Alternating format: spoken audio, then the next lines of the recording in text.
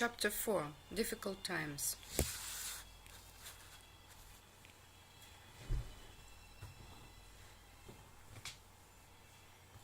The March family and Laurie were in the living room. They were worried. "We mustn't cry, girls," said Mrs. March. "We must be strong." "How can I help?" said Laurie. "Please send a telegram to Mr. Hale at the hospital," said Mrs. March. "Tell him I'll be in Washington tomorrow." "I'll go at once," said Laurie. "What else can I do?" "Please take this short letter to Aunt March." Laurie took a letter and left. Then Mrs. March wrote something on the piece of paper and gave it to Joe. "Joe, go and buy these things for your father." Joe knew her mother did not have much money. "Beth, go to Mr. Lawrence and tell him what happened," said Mrs. March. "Meg, come and help him find some clothes for the trip."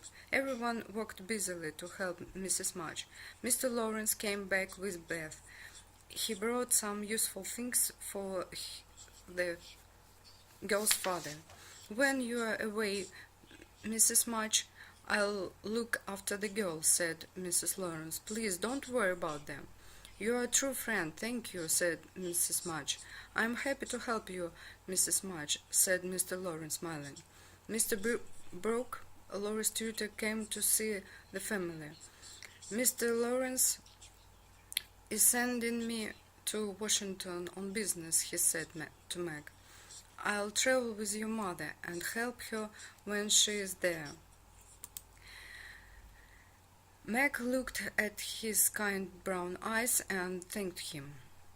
Mrs. March was happy to have some to travel with. Laurie soon returned with a letter from Aunt March. She did not write kind words, but she sent some money for the journey. Mother put the money in her purse and quickly threw the letter into the fire. When Joe finally came home, she put $25 in her mother's hand. "This money is for father," she said. "Bring them home soon." Everyone looked at her in surprise, especially her mother. "Where did you get this money, Joe?" asked Mrs. March. "I sold my hair," she cried. She took off her hat and everyone was amazed. "You cut your hair!" they cried. "Your beautiful hair!" "Yes," said Joe. "I'm happy I can help father." She looked at her mother's eyes and knew she did the right thing. When she looked at her sisters and said, "I always wanted nice short hair." After breakfast the next morning, Mrs. March said, "Girls, promise me you'll be good. Listen to Hannah and work hard." "We promise, mothers," they said. Mr. Brooke arrived with the carriage and he and Mrs. March left for Washington. The girls were sad but kept their promise. Joe and Meg went to work, and Beth and Amy stayed at home and helped Hannah. After a few days, they received a letter from their mother.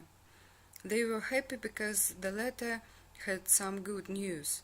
Mr. Brooke wrote every day, and his letters were also important to the girls. Every day, Mr. March was slowly getting better. The girls tried to be good and work hard, but after a week they were tired of this.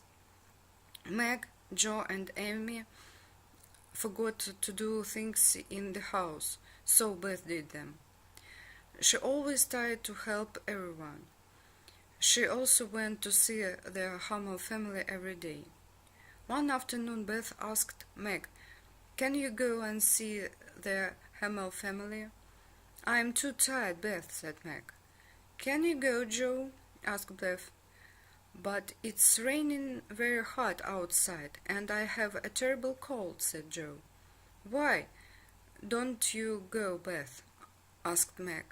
"I go every day, but the baby is ill and I don't know what to do," said Beth. "You or Hannah can help him more. Ask Hannah for some medicine and take it to the baby, said Joe. Amy will be home soon, said Meg. She can go. Yes. Wait for Amy, said Joe. Beth sat down and waited for Amy, but she did not come. An hour later, Beth went to the kitchen. Hannah was asleep by the fire. Beth did not feel well, but she decided to go to the Hammerless away. She prepared a basket with some good things to eat and left the house. When she returned, she went upstairs to their mother room. She sat on the bed and Joe found her there. What's the matter, Beth? Joe started to sit down on the bed, but Beth put out her hand to stop her. Joe, did you have scarlet fever a few years ago? Yes, Meg and I had it at the same time. Why? Oh, Joe, said Beth, the Hummel baby died in my arms. He had scarlet fever and now I think I have it too. Beth cried, Joe, my poor dear Beth, oh, why didn't I go to the Hannah's house this afternoon? Don't worry about me, said Beth. Amy mustn't come here because she could get it. I'm going to call Mr. Banks, said Joe. Get into bed and rest, Beth. Dr. Banks came and saw Beth. Yes, she has scarlet fever, but she is young and strong. She'll get better. But Amy must have the leave house immediately, or she'll catch it too.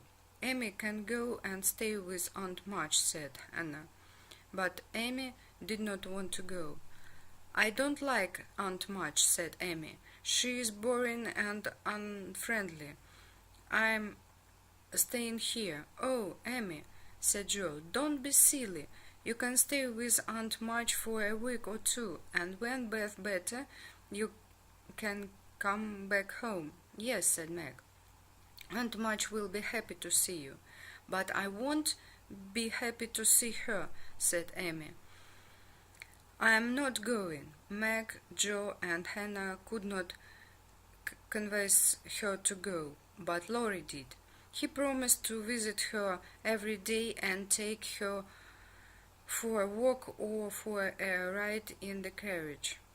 So Amy went to stay with Aunt Madge, and Joe stayed at home to look after Beth.